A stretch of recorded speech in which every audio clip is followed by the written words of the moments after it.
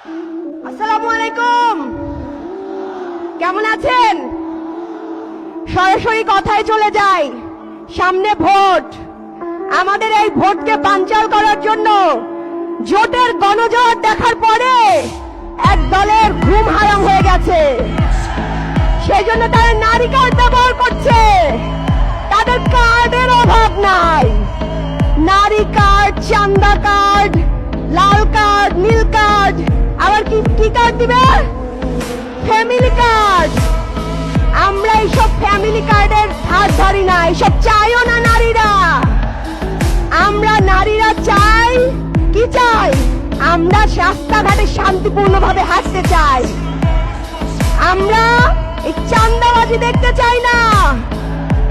বাংলাদেশে অস্ত্র ছিল, তার চেয়েও একটা বড় অস্ত্র ছিল কি জানেন? শব্দের অস্ত্র। রাজাকার বলে বলে আমাদের ভাইদেরকে খুন করা হয়েছে না? তারপর সেই রাজাকার হয়ে উঠেছে সবচেয়ে শক্তিশালী অস্ত্র, হয়েছে না? আজকে লন্ডন থেকে নেতা তারেক রহমান এসে গুপ্ত শব্দ ব্যবহার করছে। এই গুপ্ত শব্দ রাজাকারের চেয়েও শক্তিশালী শব্দ হয়ে উঠবে ইনশাল্লাহ।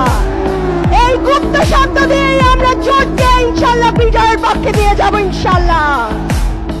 শুনেন, এইসব শব্দের রাজনীতি খেলেন না, এগুলো শেষ হয়ে গেছে।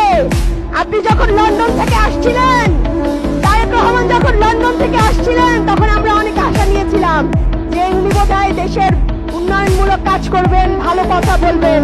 কিন্তু তিনি কোন স্তরের কথা বলছে সেটা আমার বলতে দ্বিধা লাগছে। একজন নেতার মুখে, ওই স্তরের নেতার মুখে এরকম গুপ্ত শব্দ মানায় না। এইসব এক শব্দে হাসিনার পতন হয়েছে। আপনারা যদি এইসব শব্দ ব্যবহার করে মানুষকে ঠেকাতে চান, তাহলে কি হবে? জি, শব্দেরই পতন হবে ইনশাল্লাহ। শুনেন, আপনারা সবাই দাঁড়িপাল্লা স্লোগান দেন। আমরা একটা স্লোগান একটু দেই, শাপলা কলির একটা স্লোগান হবে।